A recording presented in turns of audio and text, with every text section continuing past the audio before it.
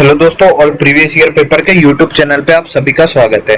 I hope आप सभी की पढ़ाई अच्छी चल रही होगी और जो भी आपके एग्जाम की प्रिपरेशन है वो आप सभी लोग अच्छे से कर रहे होंगे। तो जैसा कि आप सभी को पता है, इस चैनल पे हम जितने भी प्रीवियस ईयर पेपर से, चाहे वो रेलवे के हो, एसएससी के हो, डिफेंस के हो, स्टेट एग्जाम्स के हो, पुलिस एग्जाम्स के, हम सभी आपके साथ डिस्कस करेंगे कि किस टाइप का वहाँ पे क्वेश्चन पूछे गए थे, उनका लेवल कैसा था और कैसे क्वेश्चन हमें एग्जाम में करने चाहिए, किस क्वेश्चन को हम स्किप कर सकते हैं। तो ये सभी हम डिस्कस करेंगे। तो अगर आप चैनल पे नए हैं तो चैनल को सब्सक्राइब कर दीजिए और वीडियो को लाइक कर दीजिए और ज्यादा से ज्यादा शेयर कर दीजिए। तो आज हम जो पेपर डिस्कशन करेंगे वो है बीएसएफ हेड कांस्टेबल का, जहां जो अभी जस्ट 17 तारीख को जिसका एग्जाम हुआ है उसकी आंसर की हम लेके आ गए हैं मिनिस्ट्रियल पोस्ट का आप सभी के सामने। तो ये आंसर की आज हम डिस्कस करेंगे, साथ ही देखेंगे कि बीएसएफ के जो नेक्स्ट आने वाले एग्जाम्स में उनमें डिफिकल्टी लेवल किस टाइप का होगा। नेक्स्ट सीआरपीएफ का एग्जाम भी लाइनअप है, उसका एग्जाम में किस टाइप के क्वेश्चन आने के चांसेस हैं। तो ये सभी हम डिस्कस करेंगे, साथ ही एक एनालिसिस करेंगे कि किस टाइप के क्वेश्चन हैं, कौन से इंपॉर्टेंट टॉपिक्स है जो हमें पढ़ने चाहिए, कौन सा टॉपिक कहां से पढ़ना चाहिए, किस क्वेश्चन को हम क्या ट्रिक से सॉल्व कर सकते हैं, किसमें कितना टाइम देना है। तो यार ये कोई डिस्कस नहीं करवाता, ये लोग आपको पढ़ा देंगे, करवा देंगे, लेकिन जो एक स्ट्रेटेजी है पेपर में कौन सी फॉलो करनी चाहिए वो हम आप सभी को बताएंगे। तो इसके लिए चैनल को सब्सक्राइब कर दीजिए और ज्यादा से ज्यादा वीडियो को लाइक और शेयर कर दीजिए, ताकि जो भी हम इस टाइप का वीडियो आपके लिए अपलोड करें आपको उसका एक नोटिफिकेशन मिल जाए। तो आइए देखिए, स्टार्ट करते हैं। ये जो हमारे पास पेपर है ये 17 जून का पेपर है आपका। ओके, तो यहाँ से पहला जो क्वेश्चन है, हम इंग्लिश सेक्शन से यहाँ पे स्टार्ट करते हैं। तो जो पहला है ये स्पेलिंग मिस्टेक, यहाँ पे करेक्ट स्पेल हमें बताना है। तो ये जो है यहाँ पे कोलिक्यूल, ये जो है यहाँ पे करेक्ट स्पेल वर्ड यहाँ पे हो जाएगा। आगे चलते हैं। At the end of one's rope, मतलब इसका हमें इडियम और फ्रेजेस बताना है, मतलब हिंदी में जिसको हम मुहावरे बोलते हैं हमें वो यहाँ पे बताना है। ठीक है, अब इसका सीधा सीधा मीनिंग होता है कि no longer able to deal with a difficult situation, मतलब ऐसा हो जाता है कि ये बिल्कुल रस्सी का आखिरी सिरा आ गया, इसके बाद हम नहीं करेंगे, मतलब अब हम और डिफिकल्ट सिचुएशन से डील नहीं करेंगे। तो ये जो है यहाँ पे करेक्ट आंसर हो जाएगा।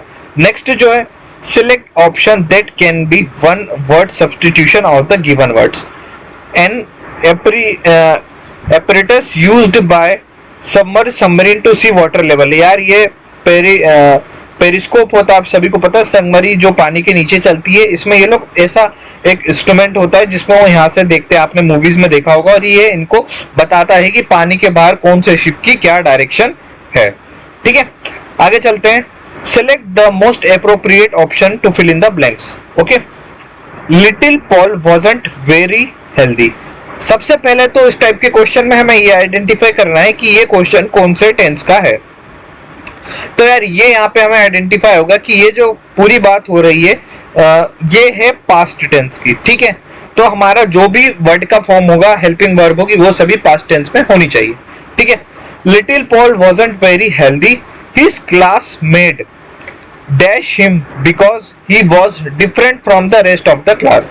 ठीक है, अब देखते हैं कौन सा करेक्ट आंसर यहाँ पर होना चाहिए। Avoided, his classmate avoided him हो सकता है, अडोर्ड हिम तो नहीं हो सकता, हेटेड हिम पॉसिबल है, स्टोन्ड हिम, तो यार ये तीनों में से कोई भी पॉसिबल आंसर यहाँ पे हो सकता है। आगे देखेंगे।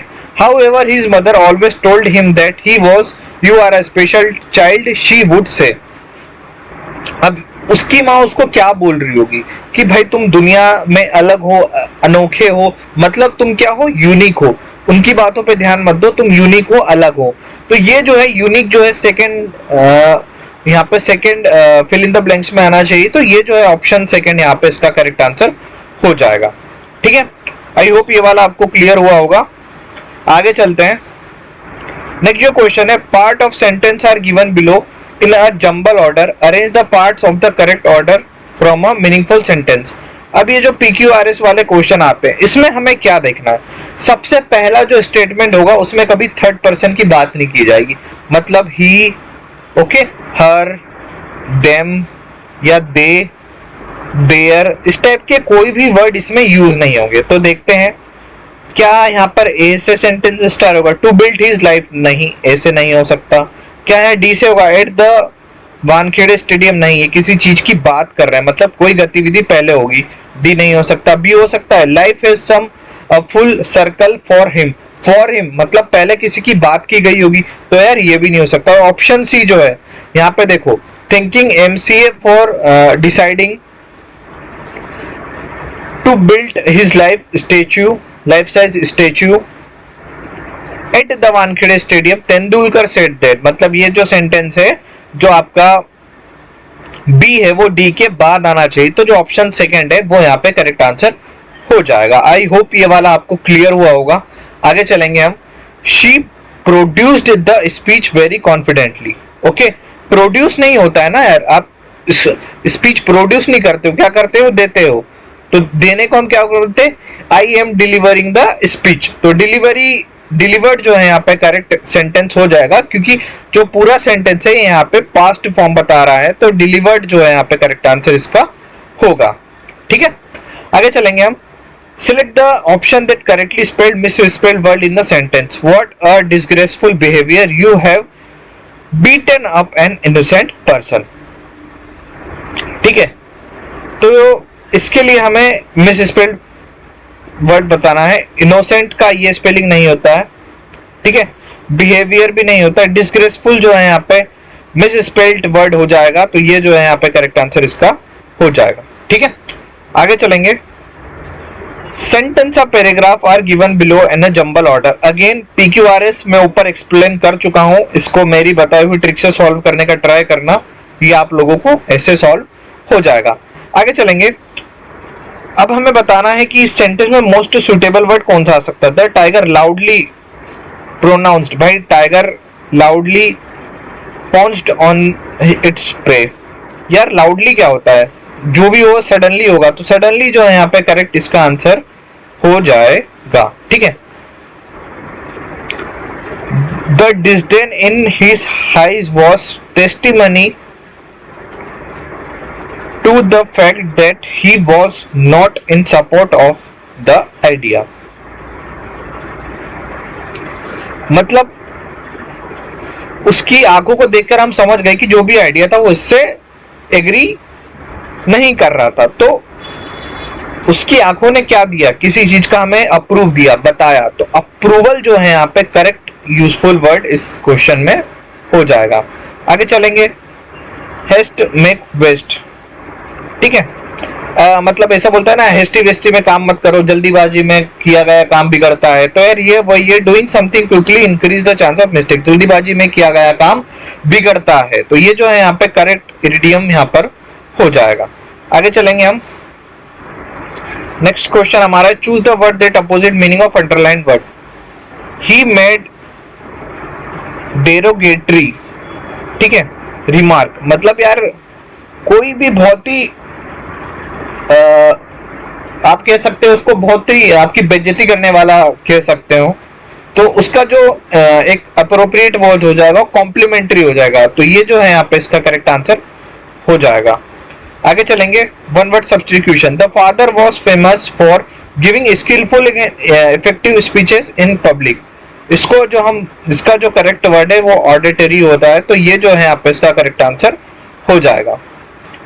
आगे चलेंगे हम। Sorry madam, Aryan said meekly that is okay but I can not let you in, a rule is a rule. Mrs D'Souza said irascibly. Suddenly tears emerged in the corner of Arya's eyes as she waited outside the class, her friend concerned, मतलब भाई troubled तो नहीं हुआ होगा, involve, उसके friend involve नहीं हुआ, attentive भी नहीं हुई, उसके दोस्तों को उसके बारे में चिंता हुई, तो जो कंसर्न वर्ड है वो यहाँ पे करेक्ट आंसर हो जाएगा। ठीक है, आगे चलेंगे हम। Rescue workers hastily evacuated the resident from the area before the storm hit the coast। तो यार जल्दीबाजी में उन्होंने करा है, तो hurriedly, जैसे ही तूफान टकराया, ठीक है, कोस्ट से, तो जो वर्कर थे उन्होंने रेसिडेंट को जल्दी से, बिल्कुल हरी, उनको वहां से एवैक्यूएट किया, मतलब हटाया। ठीक है, आगे चलेंगे। अप्रोप्रिएट सिनोनिम हमें यहाँ बताना है। नल्लीफाई मतलब क्या होता है, मतलब मना कर देना, है ही नहीं, नल्लीफाई कर दिया, कुछ है ही नहीं, खाली है। उसका जो सिनोनिम यहाँ पर हो जाएगा रिपेल, जो है यहाँ पे इसका सिनोनिम हो जाएगा। ठीक है, आगे चलते हैं। पैसेज को पढ़ के आंसर देना है, ये वाला आप लोग कर लोगे, इजी है। पैसेज को पढ़ना है, इसके करने की भी दो तरीके होते हैं। कुछ लोग पहले क्वेश्चन पढ़ते हैं, देखो इसको करने की भी दो तरीके। कुछ लोग क्या करते हैं, पहले क्वेश्चन पढ़ लेते हैं कि यार क्वेश्चन में क्या क्या है, देन वो पैसेज पढ़ते हैं। ठीक है, अब बेस्ट तरीका मैं बताता हूं, आप क्या करो, पहले पैसेज का 1 पैराग्राफ पढ़ लो। 1 पैराग्राफ पढ़ने के बाद आप उसका क्वेश्चन देखना स्टार्ट करो, क्योंकि सीक्वेंस में क्वेश्चन रहते हैं। पहले पैराग्राफ से 1-2 क्वेश्चन रहेंगे, देन नेक्स्ट पैराग्राफ से 1-2 क्वेश्चन रहेंगे, तो इससे आपको हेस्टी भी नहीं होगा, आप डेटा भूलोगे भी नहीं, और आप इस क्वेश्चन को, इस टाइप के क्वेश्चंस को इजीली कर पाओगे। ठीक है, आई होप ये वाला आपको क्लियर हुआ होगा। तो यार ये थे हमारे पूरे 20 क्वेश्चन इंग्लिश के। आई होप आपको ये पूरा समझ में आया होगा किस टाइप से क्वेश्चन को हमें करना है। ठीक है, आगे चलेंगे। नेक्स्ट जो है हमारे हिंदी सब्जेक्ट के क्वेश्चन है। अब यहाँ पर देखो सीधा सीधा है, हम किससे देखते हैं, हम आंखों से देखते हैं, तो से जो है यहाँ पे करेक्ट आंसर हो जाएगा। कौन सा शब्द चपलता का अनेकार्थी नाम, चपल मतलब क्या होता है, चंचल, चंचल होता है। ठीक है, अनेकार्थी शब्द नहीं है। लक्ष्मी, पार्वती जो है इसका अनेकार्थी शब्द नहीं है। स्त्री को भी चंचल कहा जाता है, बिजली हुई चपलता होती है, चपला, तो ये जो है यहाँ पे पार्वती इसका करेक्ट आंसर हो जाएगा। यथा शीघ्र, शीघ्रता के अनुसार या जल्दी से, तो अवयवी भाव समास यहाँ पर है। तत्पुरुष होता है जब हम बताते हैं, ठीक है, जहां पर कर्ता ने कर्म को कारण से के द्वारा का बोध हो। ठीक है, तो वहां पर तत्पुरुष समास होता है जहां पे वर्ण या संख्या का हो, वहां द्विगु होता है। द्वंद्व मतलब माता पिता, माता और पिता, इस टाइप के जो भी समास है वो हमारे द्वंद्व समास होते हैं। कृपण का विलोम क्या होता है, कृपण का विलोम होता है दाता। कृपण मतलब जो आप पे कृपा करता है। ठीक है, बेसिकली आप इसको इस टर्म से समझ सकते हैं। तो जो दाता होता है वो इसका विलोम शब्द हो जाएगा। आगे चलेंगे। कपीश, कपी धन ईश, ये जो है करेक्ट संधि विच्छेद है। संग, संग देखो 7 समूह जो है इसका सही अर्थ युग्म है, ये यहाँ पे करेक्ट आंसर इसका हो जाएगा। अगेन सर्प जो है हमारा, उसका पर्यायवाची शब्द व्याल होता है। ठीक है, माथा ठनकना मतलब कुछ तो गड़बड़ लग रही है, मेरा माथा ठनक रहा है, कुछ तो इसमें इश्यू है।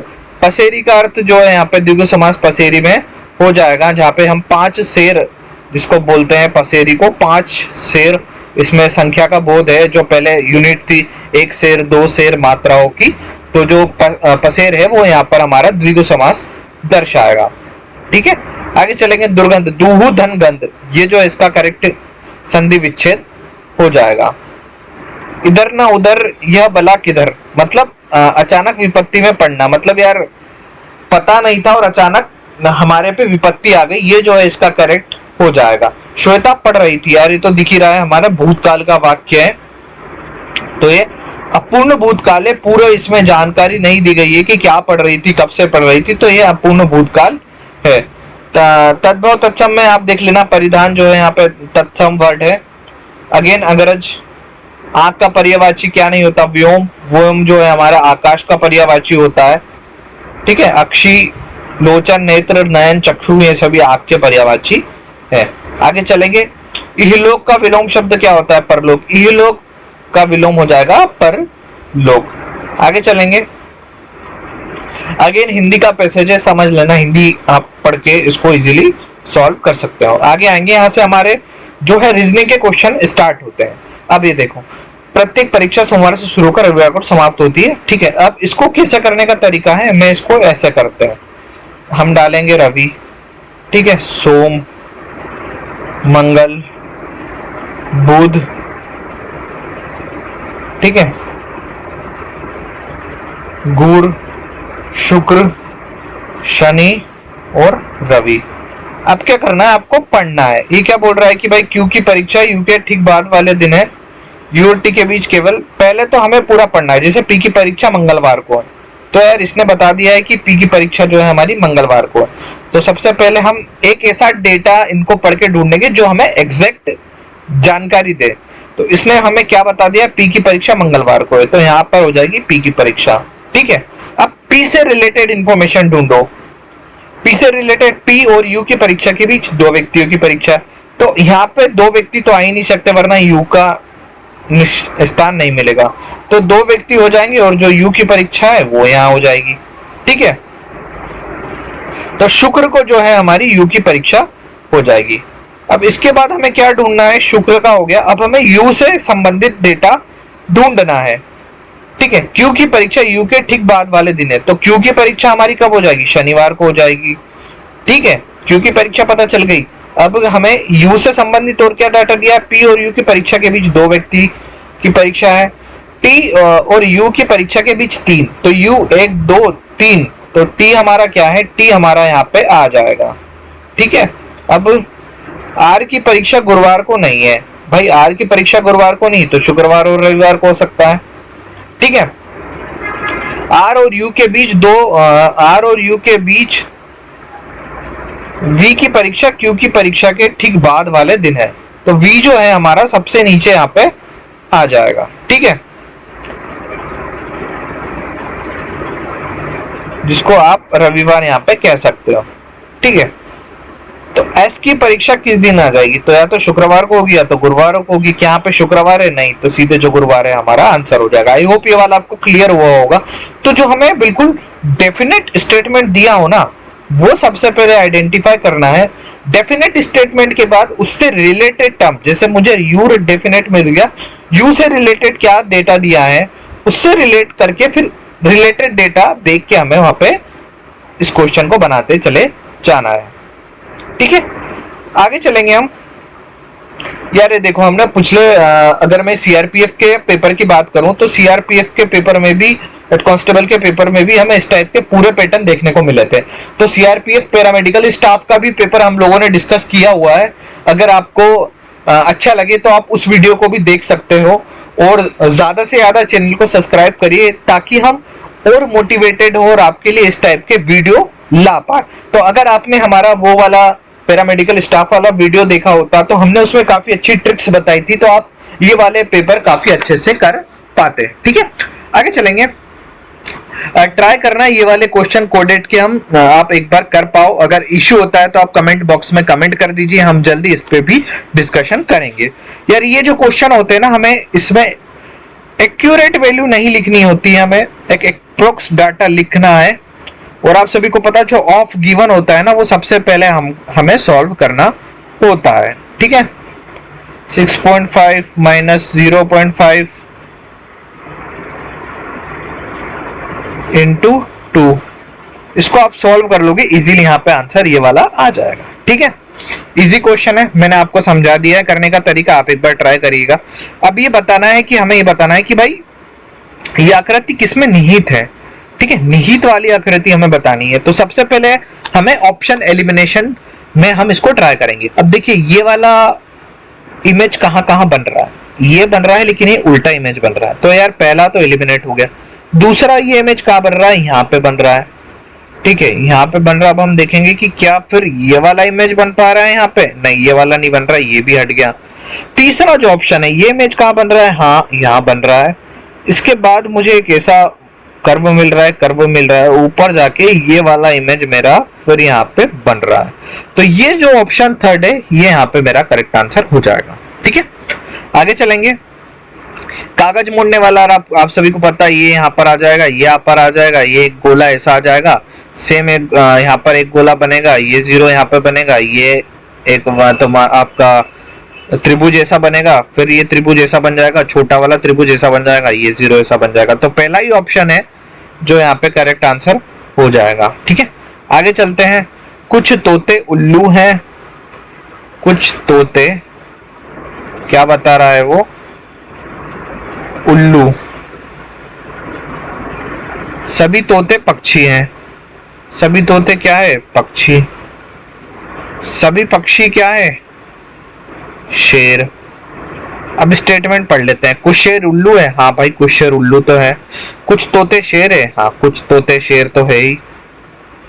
कुछ उल्लू पक्षी, हाँ कुछ उल्लू पक्षी भी है। तो यार जो मेरे तीनों निष्कर्ष यहाँ पे अनुसरण करेंगे तो जो तीनों है यहाँ पे करेक्ट आंसर हो जाएगा। देखो कैंडिडेट ने भी ऑप्शन 1 गलत लगा दिया है। ठीक है, तो आई होप ये वाला भी आपको क्लियर हुआ होगा। अगेन यहाँ पे डिक्शनरी से अरेंज करना है। विश्व की एक नदी के रूप में अवस्थित नहीं है, सॉरी ये नदी के रूप में हमें इसको बताना है। ठीक है, आगे चलेंगे। ये देखो ये सभी नदी है, इनको आप मिलाओगे ना तो ये आई थिंक मेक्सिको बनेगा, ये गंगा बनेगा, ये लाइन नदी या राइन नदी बनेगा। तो ये नदियों के नाम है, इसमें से ये वाला जो है इनअप्रोप्रिएट है, जो एक नदी का नाम नहीं बना रहा होगा। तो यार ये क्वेश्चन को करना तो बहुत इजी होता है। देखो कैंडिडेट ने पता नहीं गलत कैसे कर दिया। इसको यहाँ पर देखते हैं, एस बड़ा है क्यू से। अब देखो एस की साइड क्यू का बिंदु नहीं, जो बड़ा वाला मुंह है वो किसकी साइड है, जिसकी साइड खाने के लिए मुंह बड़ा होगा वो बड़ा होगा। तो यार क्यू बड़ा है, तो पहला स्टेटमेंट तो गलत हो जाता है। वाई बड़ा है, सॉरी आर बड़ा है वाई से। हाँ देखो आर की साइड मुंह है और वाई की साइड तक उल्टा मुंह नहीं हुआ है। अगर ऐसा ऐसा हो जाता तो बड़ा नहीं होता, बड़ा वाला मुंह हमेशा इसी साइड हुआ है। तो जो सेकंड है वो हमारा यहाँ पे करेक्ट आंसर हो जाएगा। आगे चलेंगे हम। फिर से अगेन कैंडिडेट ने काफी गलत क्वेश्चन करे हैं, लेकिन अगर आप हमारे वीडियोस को देखते रहेंगे, हमारे ट्रिक्स को देखते रहेंगे कि किस टाइप से हमें क्वेश्चन को करना है, तो काफी इजी हो जाएगा आपके लिए ये सब। ठीक है, तो आइए इस क्वेश्चन को देखते हैं। तो इन्होंने चिन्ह बदलने की बात की है। सबसे पहले देखो माइनस को क्या बोल रहा है वो, यदि प्लस और माइनस को आपस में बदल दिया जाता है तो माइनस के स्थान पे क्या आ जाएगा प्लस, प्लस के स्थान पे क्या माइनस आ जाएगा माइनस। डिवाइड को क्या बोल रहा है, ये डिवाइड हो जाता है गुणा, और जो गुणा है वो हो जाता है भाग। तो इसको मैं डिवाइड करूंगा, 3 दूनी 6, 15 दूनी 30, ये हो जाएगा 30, ये हो जाएगा 125 प्लस 75 माइनस 30, ये आपका हो जाएगा 200, 200 में से 30 गए 170, यहाँ पे आंसर आ जाएगा। ठीक है, आगे चलेंगे। अब ये देखिए इस क्वेश्चन को करने के तरीके क्या होते हैं। मेरा जो पर्सनल ओपिनियन है, अगर आपके पास स्टेटमेंट और अजम्पशन का क्वेश्चन आ जाता है तो आप इस क्वेश्चन को इग्नोर कर दीजिए, क्योंकि ये क्वेश्चन अगर माइनस मार्किंग है तो आपको बिल्कुल माइनस मार्किंग दिलाएगा। काफी चांसेस है, क्योंकि इसमें हम लोग जो सोचते हैं ना, कई बार उस हिसाब से उसका जो सॉल्यूशन है वैसा नहीं बन रहा होता है। अगर आप 100% श्योर हैं तो ही इस क्वेश्चन को अटेम्प्ट कीजिए, वरना आप इसको स्किप कर दीजिए और अपना टाइम किसी और क्वेश्चन में लगाइए और अपने नंबर बचाइए। तो आइए एक बार देख लेते हैं कथन 1 क्या बोल रहा है। संगठन ए में उत्पाद X का उत्पादन ग्राहकों की आवश्यकताओं को पूरा करने के लिए पर्याप्त नहीं है, क्योंकि बाजार में इस उत्पाद की मांग लगातार बढ़ रही है। ठीक है, कार्रवाई। भविष्य में बाजार में उत्पाद X की मांग जल्दी कम हो जाएगी, इसलिए संगठन ए को चिंतित होने की आवश्यकता नहीं है। यार ये तो सीधे सीधे गलत हो जाएगा, क्योंकि जो हमारा स्टेटमेंट है उसमें ऐसी कोई भी बात नहीं लिखी है कि आगे चल के ये मांग कम हो जाएगी। तो ये आंसर यहाँ, ये जो अपना अजम्पशन है ये गलत होता है। आगे चलेंगे। संगठन ए को उत्पाद X के उत्पादन को बढ़ाने के लिए एक राजनीतिक योजना बनानी चाहिए और उसे लागू करना चाहिए ताकि वे बाजार में पर्याप्त आपूर्ति प्रदान कर सके। ये कार्रवाई हो सकती है सीधे सीधे इससे रिलेटेड है। तो जो ऑप्शन 2 है वो यहाँ पे करेक्ट आंसर हो जाए, सॉरी ऑप्शन 3 जो है करेक्ट आंसर यहाँ पे हो जाएगा। ठीक है, आगे चलते हैं। नीचे दी गई संख्या में से प्रत्येक सम अंक में 1 जोड़ा जाता है, विषम में से 2 घटाया जाता है। तो इस प्रकार बनी संख्या में बाएं से दूसरे और दाएं से तीसरे अंक का गुणनफल क्या होगा। यहाँ पे कैंडिडेट ने गलत किया, मुझे पूरी उम्मीद थी। ठीक है, आइए ट्राई करते हैं। विषम में से 2 घटाना है, 5 विषम है, इसमें से 2 गई 3, सब में 1 जोड़ना है, 6 में 1 जोड़ेंगे 7, 8 में 1 जोड़ोगे 9, 9 में से 2 घटेगी कितना आ जाएगा 7, 7 में से 2 घटेगी कितना हो जाएगा 5, 4 में 1 जोड़ेंगे हम क्या हो जाएगा 5, 2 में 1 जोड़ेंगे हो जाएगा 3, 3 में से 2 घटेंगे 1। बाएं से दूसरे क्या हो जाएगा हमारा 7 हो जाएगा। और दाएं से तीसरा कौन सा है 5। 7 और 5 का गुणनफल क्या हो जाएगा 35। ये देखिए कितना इजी क्वेश्चन था। ठीक है, आगे चलते हैं। मिरर इमेज, सबसे पहले ना ऐसे क्वेश्चन में क्या यहीं से देखना स्टार्ट करो यार। m यहां से जुड़ा हुआ है तो जो मेरा m बनेगा ना वो कुछ इस टाइप से, सॉरी जो मेरा m है वो कुछ इस टाइप से बनेगा। तो ये कहाँ का बन रहा है, इसमें बन रहा है, इसमें तो पॉसिबल ही नहीं। ये 3 में से कोई ऑप्शन हो सकता। अब जो मेरा a जो है वो कुछ इस टाइप से बन रहा होगा। तो यार ये तो हो ही नहीं सकता, मतलब इसमें से मतलब पॉसिबल तो ये भी है। अभी देखते हैं। मेरा v तो ऐसा कैसा रहेगा, इसने v उल्टा बना दिया, एलिमिनेट हो जाता है। मेरा r जो है r ऐसा बन जाएगा, देन a अगेन मेरा ऐसा बनेगा। तो जो यहाँ पर ऑप्शन 2 जो है मेरा यहाँ पे करेक्ट आंसर, सॉरी a जो है वो यहाँ पर ऐसा बनेगा और ये मेरा करेक्ट आंसर यहाँ पर ऑप्शन 2 हो जाता है। आई होप ये वाला तरीका आपको समझ में आया होगा। आगे चलते हैं यार। अगर अल्फाबेटिकल सीरीज का क्वेश्चन आता है तो जो मेरा पर्सनल ओपिनियन है, जैसा मैं पहले भी बता चुका हूँ मेरे वीडियोस में, आप ABCD लिख लीजिए, कोई दिक्कत नहीं। ABCD सेम इसको 1 2 3 से लेके यहाँ पे 13 तक नंबरिंग कर दीजिए, N आ जाएगा। फिर MNOPQRSZ ऐसा लिख दीजिए, इसको 14 से लेकर 28 तक ये नंबरिंग कर दीजिए और इस हिसाब से इसको सॉल्व कर लीजिए। इसको करने का तरीका ये यार, माना कि मैं आपको बोल रहा हूँ कि यार 30 से मुझे 45 सेकेंड मान के चलो मुझे ABCD लिखने में लग जाते हैं, लेकिन इससे एक फायदा ये होता है कि आप एक बार इसको रफ पेज में लिख के रख लीजिए, उसके बाद ना आप कंफ्यूज नहीं होंगे, आप वही डेटा देख के इसको इजीली रिजॉल्व कर पाओगे। ठीक है, तो ये जो एक हमारी ट्रिक है इसको करने की, इसको यूज करना। ABCDEFGHIJ से स्टार्ट होना चाहिए यार, सभी ट्रिक है मैंने आपको ऊपर बताया, एक बार ट्राई करना, वैसा आप लोग कर सकते हो। इसमें से बताना है कि नेक्स्ट क्या आएगा। तो सबसे पहले सीरीज में मैंने हमेशा से बताया कुछ नहीं करना है, आप सभी को डिफरेंस ट्राई करना है। सबसे पहले कोई भी सीरीज हो आप सीधे देखेंगे डिफरेंस कितना अंकों में है। यहाँ पे कितना डिफरेंस है 3 का, यहाँ कितना डिफरेंस है 10 का, यहाँ कितना डिफरेंस है 24 का, यहाँ कितना डिफरेंस है 60 4 64 और 1 65 का। अब देखिए क्या दिख रहा है यार, मुझे तो यहाँ पर एक चीज दिख रही है कि जो भी है वो ऐसा है कि 2 के स्क्वायर में से मैं 1 घटा रहा हूँ तो मुझे 3 मिल रहा है, मैं 3 के स्क्वायर में से 1 घटा रहा हूँ मुझे 10 मिल रहा है, मैं 5 के स्क्वायर में से 1 घटा रहा हूँ तो मुझे 25, देन 6 के स्क्वायर में से घटा रहा हूँ तो मुझे ये मिल रहा है। ठीक है, सॉरी 35 आएगा। तो जो मेरी नेक्स्ट संख्या है वो मेरा 7 के स्क्वायर में से 1 घटाने पे मुझे इसमें ये ऐड करना होगा। मतलब इसमें अगर मैं 49 ऐड करूंगा, 104 में अगर मैं 49 ऐड करता हूं तो क्या ये मेरा नेक्स्ट नंबर है? नहीं। या 8 8 64 63 यहाँ पे ऐड होगा तो जो मेरा 177 है वो करेक्ट आंसर यहाँ पे हो जाएगा। सॉरी, ये जो डिफरेंस है ये मेरा 65 का यहाँ पे आएगा। ठीक है, तो यार ये जो है इसका करेक्ट वर्ड मैंने आपको बता दिया है करने का तरीका। तो सबसे पहले आपको स्क्वायर निकालना है, स्क्वायर निकालोगे तो आपको पूरा वहां पे प्रोसेस समझ में आ जाएगा। ये ऊपर में प्रतिबिंब वाले क्वेश्चन करने के ट्रिक बता चुका हूं, उसको यूज करना। हाँ, अब ये क्वेश्चन देखते हैं यार। अगर आपने मेरा पैरामेडिकल वाला वीडियो नहीं देखा ना तो एक बार आप देख लीजिए, काफी पहले इस पेपर के पहले वो वीडियो मैंने अपलोड कर दिया जा, मैं डिस्क्रिप्शन में उसका लिंक दे दूंगा। सेम टाइप के क्वेश्चंस का हम डिस्कशन कर चुके थे, वहीं मैंने समझा दिया था यार। बिल्कुल अगर मैं बोलूं तो 85% सिमिलर पेपर उसी लेवल का है सीआरपीएफ से।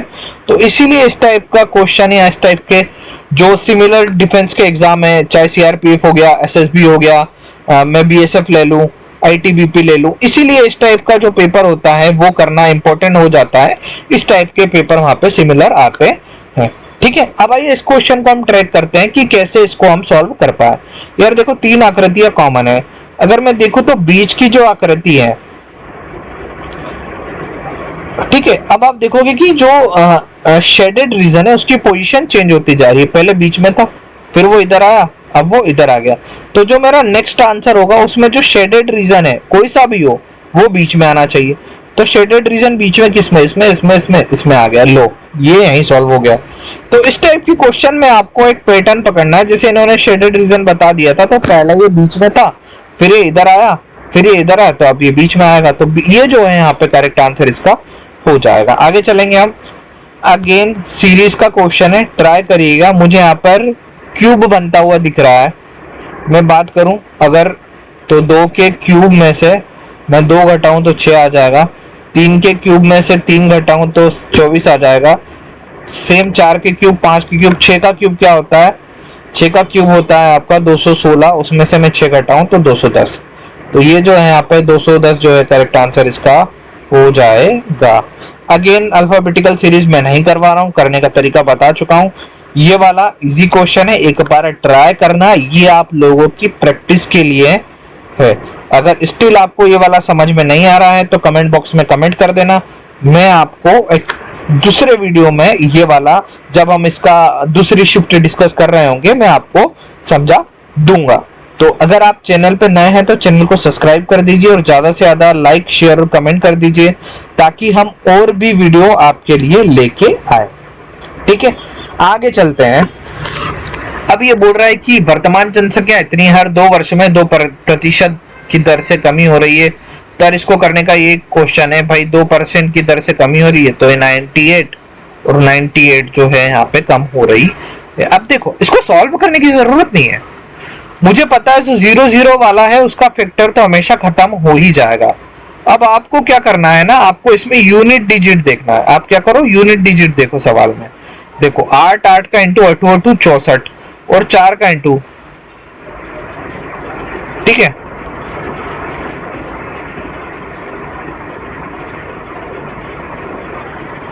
तो जो जनसंख्या है मेरी कम होती जा रही है।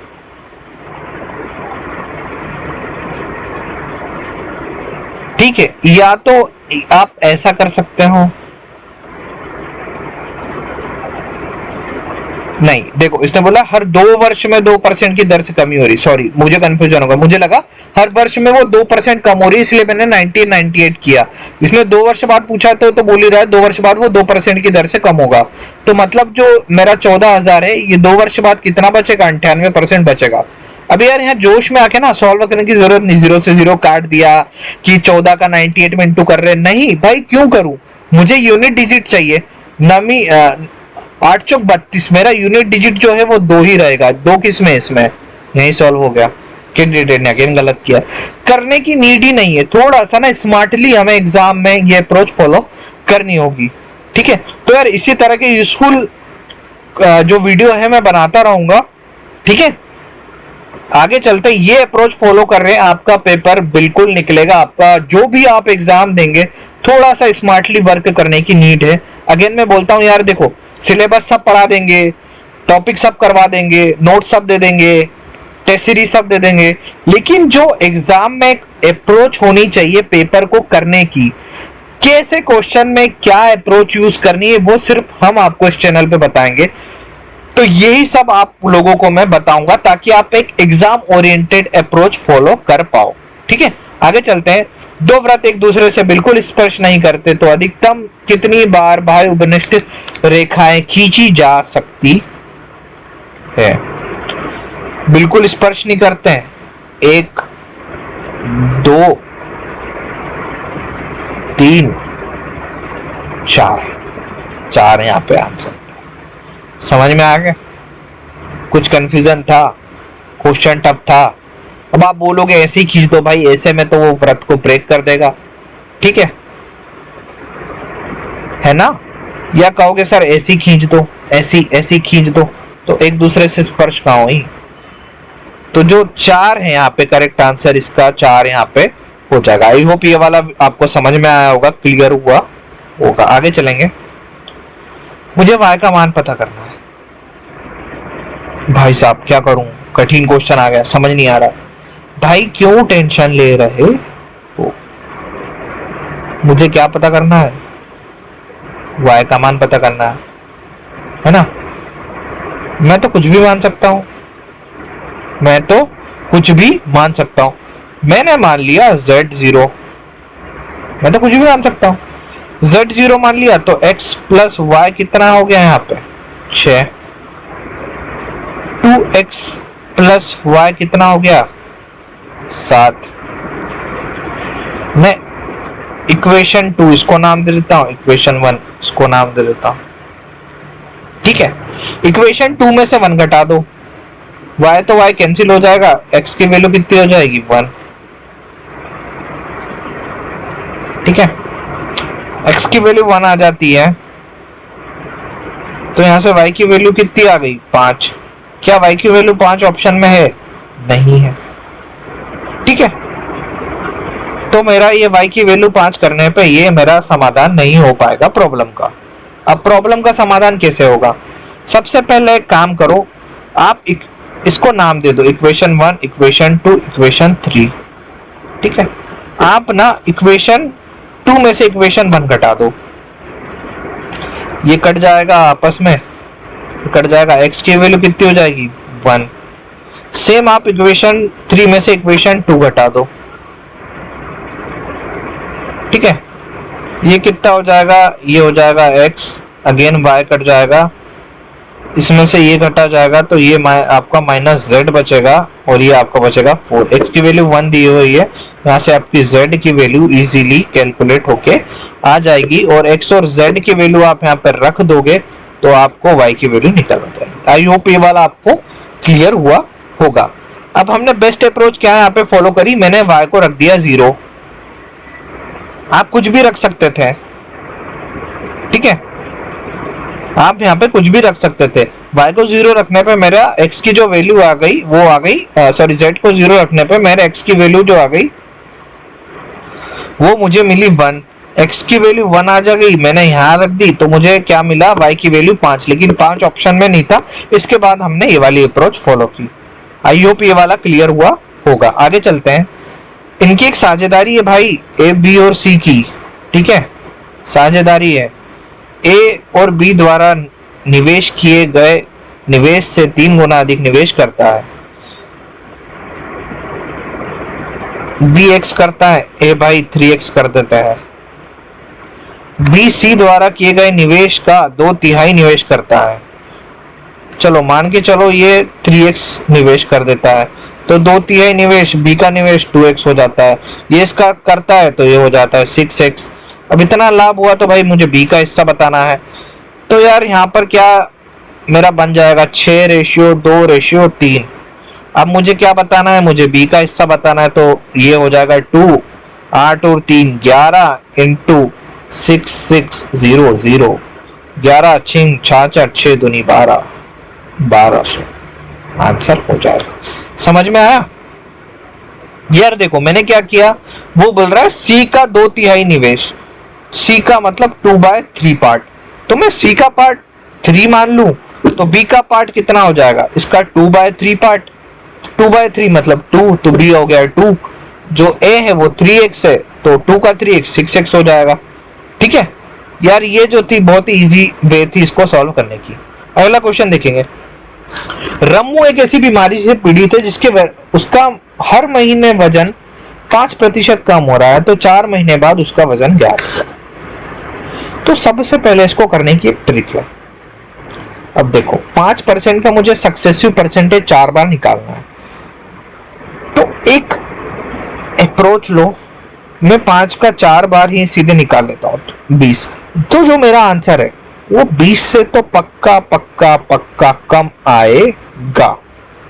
एक आपको सीधे आंसर लगाने की ट्रिक बता रहा हूं, तो 20 तो आ ही नहीं सकता। एकदम कम मतलब यार ये बहुत कम होगा। 5 का मैं 2 बार सक्सेसिव निकालू तो आई थिंक 20.25 आता है इसका सक्सेसिव 2 या 3 बार में, तो यार ये जो है ये कम होता चला जाएगा। तो ये आपका 19 भी नहीं आ सकता, 2 ऑप्शन आपके एलिमिनेट हो गए। चांसेस है ये 17 हो या 18 हो। 17 जो है एकदम कम हो जाएगा। 17 कब होगा, जब आप इसको 4% कम करो 4 महीने तक तो 16 हो जाता है। तो डेफिनेटली जो है वो मेरा आंसर जो है 18 के करीब वेरी करेगा, तो ये जो है यहाँ पे करेक्ट आंसर इसका 18 हो जाएगा। अगेन आपको ऐसा नहीं करना है तो यार इसको करने के लिए तो फिर यही है कि मैं इसको 1000 मान लेता हूँ, इसका 95%, फिर 95%, फिर 95% एंड फिर अगर 95% कैलकुलेट कर लेना, आंसर आ जाएगा। ठीक है, आगे चलते हैं। एक दुकानदार 21 नोटबुक खरीदने पर 4 नोटबुक मुफ्त देता है, तो उसका छूट का प्रतिशत ज्ञात कीजिए। भाई साहब 4 फ्री मिल गई, 25 नोटबुक टोटल खरीदी, 25 चौक 100, 4 चौक 16, 16 आंसर आ गया। ठीक है, आगे चलेंगे। एक सब्जी विक्रेता ने कुछ सब्जियां खरीदी, उसमें से आधे को 20% के लाभ पे भाई ने बेच दिया, 240 रुपए में बेच दी, और कुल लाभ अर्जित करने के लिए बाकी सब्जियों को उसने कितने में बेचना पड़ेगा। तो यार मुझे यहाँ पे एक क्वांटिटी नहीं पता है, एक पता है, एक और पता है, निकाल लो कितना आ जाएगा। ये आ जाएगा आपका 2.5, ये हो जाएगा आपका 22.5x, सॉरी x माइनस 22.5। ठीक है, आधे को बेच दिया, तो यार ये जो है आपका 1:1 में हो जाएगा, इसको सॉल्व कर लेना, आपका आंसर आ जाए। ठीक है, आगे चलते हैं। यदि 2.5 मीटर लंबी शेल्फ एक असमान आयताकार वाली 120 किताबों के आर पर रखी जाती है,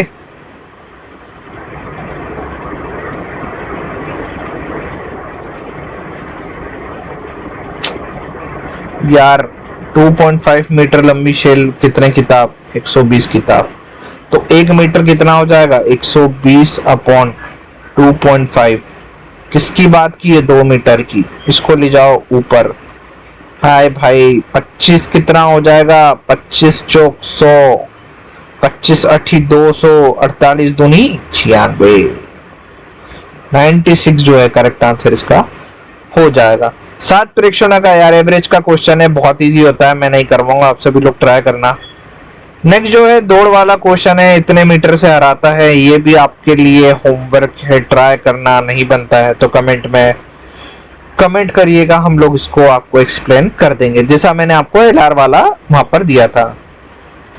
एक कार्य को 20 दिन में करता है, ए भाई कितने दिन में करता है, 20 दिन में करता है। बी भाई कितने दिन में करता है, 25 दिन में करता है। इसका एक ट्रिक है, मान लेना इफिशिएंसी क्या होता है यार, इफिशिएंसी होता है मेरा टोटल वर्क अपॉन डेज। ठीक है, इसको ऐसा करना, ये होता है इफिशिएंसी। इनका एलसीएम में मान लेता हूँ, टोटल वर्क जो है ये हो जाएगा 100। 100 क्या है, टोटल वर्क है, तो यार एक की इफिशिएंसी कितनी हो जाएगी, 20 पंजे 100, इसकी हो जाएगी 25 चौक 100, टोटल इफिशिएंसी हो जाएगी 9। कितने दिन तक साथ में काम करते रहे, 5, 45 किया, कितना काम बचा, 55 काम।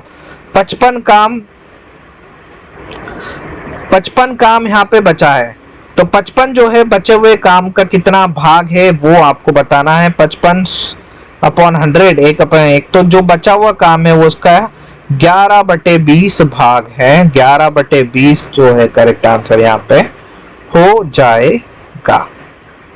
ओके, नेक्स्ट क्वेश्चन यार, अभी वाला क्वेश्चन करोगे तो मान के चलते हैं, मैं पेन को मान लेता हूँ x। ठीक है, पेन को मान लेता हूँ x, पेंसिल को मान लेता हूँ y। 3x प्लस 4y कितना है भाई, 74। क्या पूछ रहा है, 2 पेन 3 पेंसिल कितना बता रहा है भाई, 51। यार कोऑर्डिनेटिक इक्वेशन है, दोनों को सॉल्व कर लेना, आंसर आ जाएगा। आगे चलते हैं। 96 यार अगेन एवरेज का क्वेश्चन है, बहुत इजी क्वेश्चन है, ट्राई करना, आप लोग इसको बना लोगे। आगे चलेंगे। नाविक धारा की दिशा में वापस वापस वापस, यार देखो इसमें मैं आपको कॉन्सेप्ट समझा देता हूं क्या होता है। देखो यदि वो धारा की दिशा में जाता है ना, धारा की दिशा में जाएगा तो हमें ना स्पीड कम करनी पड़ेगी, उसका एफर्ट नहीं कुछ होगा, तो स्पीड की डायरेक्शन में वो पॉजिटिव मूव करेगा। लेकिन अगर वो धारा की विपरीत दिशा में जाएगा तो एफर्ट लगाएगा, तो जो दोनों का स्पीड है वो हम लोग माइनस करेंगे। सेम कॉन्सेप्ट है, स्पीड डिस्टेंस अपॉन टाइम वाला फॉर्मूला यूज करना है, एक बार ट्राई करना, नहीं बनता है तो आप इसको मैं आपको बता दूंगा।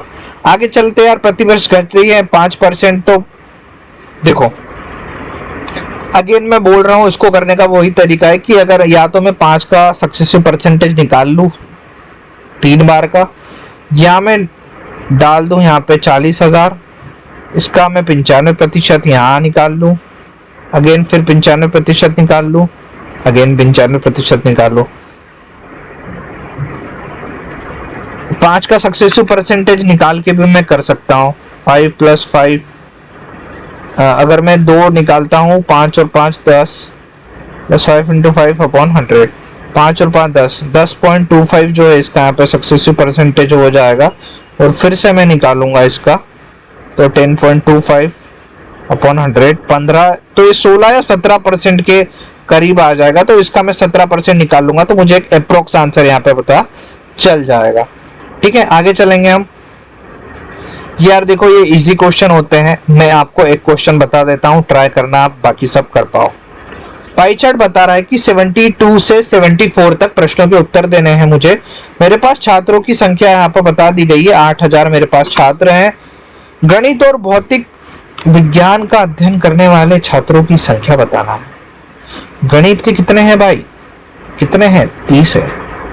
भौतिक के कितने हैं मेरे पास? भौतिक 25, कितना हो जाएगा? 55% भाई साहब। 50 तो इसका 4 हो जाता है, 5%, 5 × 20, 400 हो जाएगा। तो इसका मेरा आधा तो इसका 4000 हो जाएगा। और उस 4000 का भी मैं 4000 का इसका 10% कितना होता है? 800। उसका 800 का 5% कितना होता है? 400। तो 50% में निकाल चुका हूँ, बचा हुआ 5% कितना है? 400। तो 440 यहाँ पे आंसर हो जाएगा। समझ में आया? फिर से एक ट्रिक है, मैंने ट्रिक बताई है आप लोग को, आई होप समझ में आया होगा। देखो, मुझे ना 8000 का 55% निकालना है। अब यार मैं इसको सॉल्व करने नहीं बैठूंगा, स्मार्टली सोचो। मुझे क्या क्या निकालना है? इसका आधा 50% कितना होता है? 4000। ठीक है, इसका 10% सीधे सीधे दिख रहा है। 10% इसका कितना हो जाएगा भाई? 800। 10% 800 हो जाएगा। मुझे 5% और चाहिए। 50%, 55 कैसे बना है? 50% प्लस 5% से 55 बना है। ठीक है, तो जो 50% है, मैं यहाँ पे 4000 लिख चुका हूँ। बचा हुआ 5% कैसे निकालूंगा? इसका 10% निकालना इजी है, कैलकुलेशन नहीं करना है। 10% इसका कितना हो जाएगा? 800। 800 का आधा कितना होता है? 5%। 10% का आधा 5%, तो 800 का आधा कितना हो जाएगा? 400। तो 4000 में मैं 400 जोड़ दूंगा सीधे सीधे विदाउट कैलकुलेशन। ये मेरा आंसर हो जाएगा। आई होप ये आपको समझ में आया होगा। इसी तरह की ट्रिक मैं और बताऊंगा आने वाले वीडियोस में। इसके लिए आपको चैनल को सब्सक्राइब करना पड़ेगा और वीडियो को लाइक करना पड़ेगा, और यार ज्यादा से ज्यादा शेयर करना पड़ेगा, ताकि मुझे भी इस तरह के वीडियो बनाने का और मोटिवेशन आपके लिए मिलता रहे। अगेन ये वाला क्वेश्चन है यार, बाकी के क्वेश्चन आप सभी ट्राई कर लेना। एक ये मैं बता देता हूँ, भरत कोण इन लोगों ने पूछा है। यार देखो, जिगजैग मोशन बनेगा, बता दे रहा हूं। ये जो है ये कोण आपस में बराबर होंगे।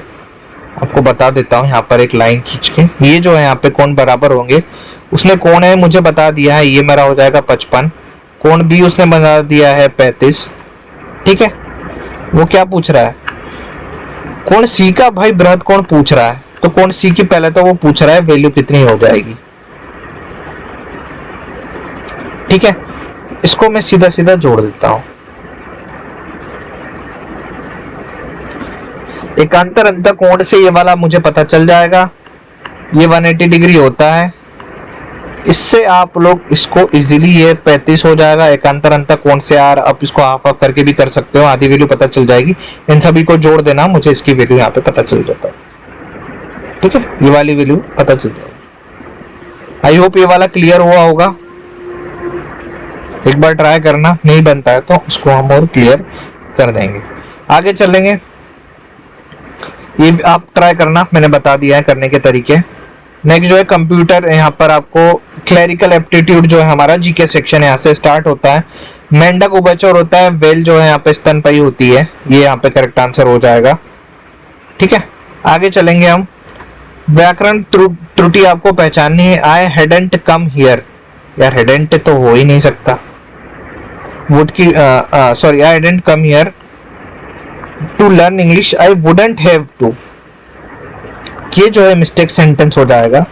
अगर वो हेड का यूज करना है तो यहाँ हम वुडंट का तो करेंगे ही नहीं, सेम फॉर्म में ही यूज करेंगे। तो ये जो है इनअप्रोप्रिएट वर्ड है। अगेन डिक्शनरी ऑर्डर में व्यवस्थित करना है, ये आप लोग ट्राई करना, व्यवस्थित आप लोग इसको कर सकते हैं। नेक्स्ट जो है डिक्शनरी शब्दकोश में बनाना है, फिर से आप कर लेंगे। 5 मित्र यार परीक्षा दे रहे हैं, मैं बता चुका हूँ कम ज्यादा वाले क्वेश्चन को किस टाइप से करने हैं। यार एक बार ये वाला क्वेश्चन देख लेते हैं, काफी इस टाइप के क्वेश्चन आते हैं। तो अब ये कैसा हो सकता है, देखो इसमें ना अपने को लॉजिक ढूंढना है कि क्या हो सकता है। शायद मुझे यहाँ पर एक लॉजिक दिख रहा है, 35 में से मैं 3 घटाता हूं तो 32 आता है, और 32 में मैं 1 जोड़ देता हूं तो 33 आ जाता है। मतलब 6 दूनी 12 में से मैं 8 घटाता हूं 4 में मैं 1 जोड़ दूंगा तो 5। नहीं, ये वाला लॉजिक तो नहीं लगेगा।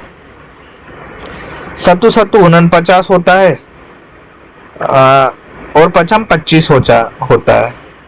5 और 4 9, 9 5 14 की 4 हासिल है, 1 4 5 6 7 74 में से मैं 27 घटाता हूँ, क्या ये आंसर आ जाएगा? नहीं, कुछ और लॉजिक हमें यहाँ पे सोचना पड़ेगा। तो 49 माइनस 25 ये हो जाएगा 4 24 3 3 9। हाँ, ये हम ट्रैक कर पाए।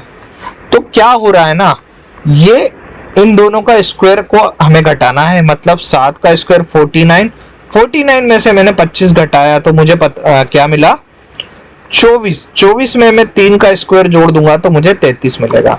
अगेन यहाँ पर मैं वो चीज करूंगा तो 36 में से मैं 4 का स्क्वायर घटा दूंगा 32 में मैं क्या जोड़ दूंगा? 8 का स्क्वायर 8 8 64, तो 96 जो है यहाँ पे करेक्ट आंसर हो जाएगा। ठीक है, आई होप ये वाला क्लियर हुआ होगा। आगे चलते हैं। Too many parents these days cannot say no to their children's demand. Children नहीं होगा, child नहीं होगा, their plural word है, तो children's जो है यहाँ पे करेक्ट आंसर इसका हो जाएगा। ये वाला मैं बता चुका था एक बार सॉल्व करने के तरीके ऊपर, फिर से आप लोग ट्राई करिएगा। अगेन ये PQRS में बता चुका हूँ, ये वाला क्वेश्चन मैं ऊपर करने का तरीका बता चुका हूँ। यार ये वाला आप ट्राई करना, आपको इसमें क्या ट्रिक लगती है, क्या यूजफुल लगता है, एक हम ऊपर डिस्कशन कर चुके हैं। ये आप एज अ होमवर्क ट्राई कर सकते हैं। एक ये मैं आपको बता दे चुका हूँ। देखो, जंगल के राजा को किसे कहा जाता है? जंगल का राजा किसको कहते हैं? शेर को। शेर को क्या कह रहे हैं? भेड़। तो जो भेड़ जो है करेक्ट आंसर हो जाएगा। अगर आपने पैरामेडिकल वाला वीडियो नहीं देखा ना, प्लीज देखना, उसमें मैं इस टाइप के सिमिलर क्वेश्चन डिस्कस कर चुका था। किस टाइप के क्वेश्चन आ रहे, कैसे आपको टैकल करना है, किस तरह से किसका सॉल्यूशन होना चाहिए, मैंने पूरा वहां पे एक्सप्लेन किया था। बिल्कुल डिटेल में एक एक चीज समझाई थी। सेम उसी टाइप का ये पेपर आपका BSF head constable ministerial post का देखने को मिला है। तो यार जो, और वो क्वेश्चन तो CRPF पैरामेडिकल का था। तो देखिए सिमिलरिटीज, देखिए कितना फॉलो करते हैं ये कंडक्टिंग बॉडी एक दूसरे को सिमिलर टाइप के कंटेंट के लिए। तो जो करंट अफेयर है बिल्कुल नहीं देखने को मिले हैं, डायरेक्टली आपके GK के क्वेश्चन, LR के क्वेश्चन, यही सब यहाँ पे देखने को मिले हुए है। आई होप यार ये वाले सभी क्वेश्चन आप लोग कर लोगे। जो नेक्स्ट सेक्शन है हमारा यहाँ पे कंप्यूटर का सेक्शन जो है, एक बार जल्दी जल्दी देख लेते हैं। MS एक्सेल वर्कशीट शीट में प्रविष्ट किए जाना है डिफॉल्टर अलाइनमेंट क्या होता है? राइट जो है यहाँ पे करेक्ट आंसर इसका हो जाता है। हाइपरलिंक रिमूव, हाइपरलिंक को यूज करने के लिए यार कितना अंडू करने के लिए Ctrl+Z करते हैं, Ctrl+C कॉपी के लिए, कंट्रोल जो है V जो है हमारे यहाँ पर पेस्ट करने के लिए करते हैं। ये किस पीढ़ी के कंप्यूटर में? कोबोल C++ जावा तीसरी पीढ़ी में ये लोग यूज होने चालू हो गए थे। पहले क्यों आ ही नहीं सकता, इसमें तो ट्रांजिस्टर, वैक्यूम, क्यूब बड़े बड़े वो यूज किए जाते थे। ठीक है, आगे चलेंगे। अगेन एक्सेल शीट में शॉर्टकट कीज है, कौन सा वर्ड प्रोसेसर का एग्जांपल नहीं है? MS एक्सेस जो है वर्ड प्रोसेसर का एग्जांपल नहीं है। एप्लीकेशन सॉफ्टवेयर देख लेना, शॉर्टकट कीज देख लेना, सेव कैसे करते हैं। यार ये काफी इजी क्वेश्चन कंप्यूटर कहते हैं, एक बार जल्दी जल्दी स्क्रॉल कर देता हूँ। तो ये जो सभी इंपॉर्टेंट टॉपिक जो हमारे थे, मैंने आपको प्रीवियस वीडियोस में भी बताया थी कि अगर कंप्यूटर की बात करूं तो कंप्यूटर में आपको क्या क्या पढ़ना चाहिए। शॉर्टकट कीज जो है पढ़ना चाहिए, कंप्यूटर के जनरेशन पढ़ना चाहिए। ठीक है, कंप्यूटर की जनरेशन पढ़ना चाहिए, साथ ही आपको एप्लीकेशन सॉफ्टवेयर पढ़ना चाहिए, सिस्टम सॉफ्टवेयर पढ़ना चाहिए, MS ऑफिस पढ़ना चाहिए, MS विंडोज पढ़ना चाहिए। ठीक है, ये सभी आप सभी को पता चलना चाहिए। साथ ही इंटरनेट से related term and full form, अगर कंप्यूटर आपके सेक्शन में है तो ये सभी इंपॉर्टेंट टॉपिक्स आप सभी को अच्छे से अपने पेपर के लिए पढ़ने चाहिए। ठीक है, अगर मैं बात करूं तो जो ट्रेड्समैन का पेपर है, सीआरपीएफ ट्रेड्समैन का जो वैकेंसी आया है, उसके लिए भी ये एनालिसिस काफी इंपॉर्टेंट हो जाता है, क्योंकि जो लेटेस्ट एग्जाम है ये बीएसएफ का ही है, इसलिए सीआरपीएफ वाले भी इस क्वेश्चन को, इस पेपर को अच्छे से देखें। जो भी इनके इंपॉर्टेंट टॉपिक्स थे उनको अच्छे से टैकल करें। और यार ज्यादा से ज्यादा इस वीडियो को लाइक और शेयर करिए, चैनल को सब्सक्राइब करिए, ताकि और भी इस टाइप के वीडियो लाने का हमें एक मोटिवेशन मिलता रहे। तो thank you for watching guys.